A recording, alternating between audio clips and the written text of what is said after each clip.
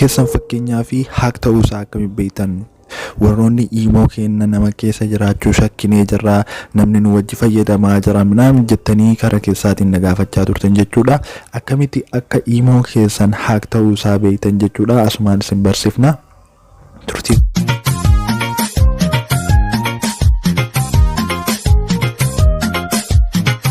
Viidiyoo tokkochaa kana jechuudha.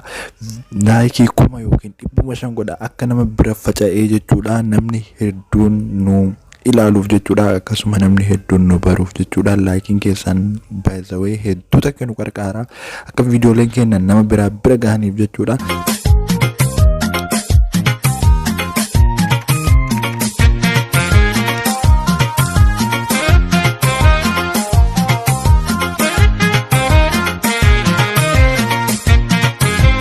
Hey, asama irra deebiidhaan bakka karaa YouTube channel Oro App dhuftanis nin jecha har'a waan haaya qabannee dhufnee jira jechuudha.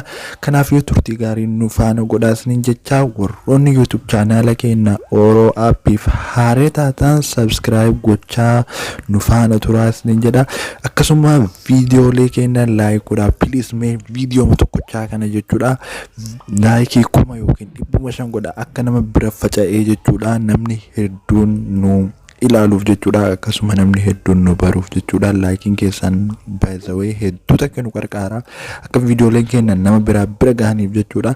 Akkasuma YouTube channel keenya isa kana fakkaataa subscribe gochuudhaan mallattoo isii notification tana all godhattan yoo banattan viidiyooleen nu dalaynu qaxxitaa isin bira gaha jechuudha. Barnoonni keenya kan har'aa waa'ee iimoo irraa jechuudha.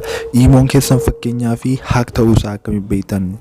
Warroonni iimoo kenna nama keessa jiraachuu shakkinee jirra, namni nu wajji fayyadamaa jira minaan jettanii karaa keessaatiin na gaafachaa turtan jechuudha. Akkamitti akka iimoo keessan haak ta'uusaa beektan jechuudha. Asumaan isin barsiifna. Turtii gaarii nu faana godhaas nin jedha. Okay. Iimoo keessan irra inni dhuftan jechuudha. Iimoo keessan irra eega dhuftanii kilik irra gootan. Egaa kana kilik irra gootanii profile tana filattan jechuudha. Profile iimoo keessan inni filattanii egaa kanatti iimoo keessan keessa profile iimoo keessanii filattanii booda settings isa jedhu kanarra yeroo takkaaf kilik gootanii egaa kana kilik irra gootanii booda iimoo account settings isa jedhu kanarratti kilik gootan ammas yeroo takkaaf egaa kana kilik irra gootanii booda manage device isa jedhu kana ni agartan jedheeti yaada. Isa kanarra yeroo takkaaf kilik gootan ammas. Okay. Amma kinoo silkii an keessa jiru Samsung A20 5F dha jechuudha. As biratti ammoo silkii biraattu irra jira garuu online irra jiru. Yeroon inni seenee Maarchi 26,2020 silkii kanaanii iimoo kiyya keessa seenamee jira jechuudha. Silkiin kun kiyyuma garuu silkii biraatiin illee seenee jira, anatu keessaa bahe malee jechuudha. Akkana beekuu dandeettan haala kanaanii iimoon keessan haak ta'uu isaa beekuu dandeettan. As jalatti tarreessee isiniif fida.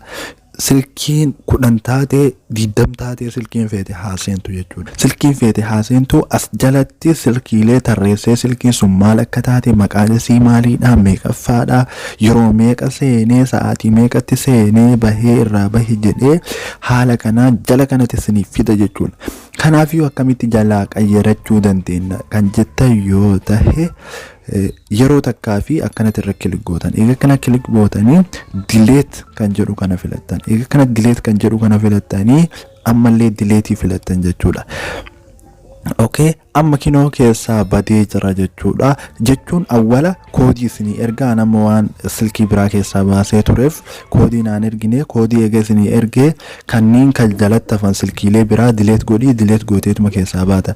Yoo yeroo awwalaatiif kaseetu taate ammoo delete godhi siin jedha. Eegas ammas delete gootaa. Okay godhi siin jedha. Okay gootaa. Koodii si erga jechuudha. Koodii haaree si erga. Koodii sana eeganni si ergee ufumaan itti si wanni godha. Itti si naqaa.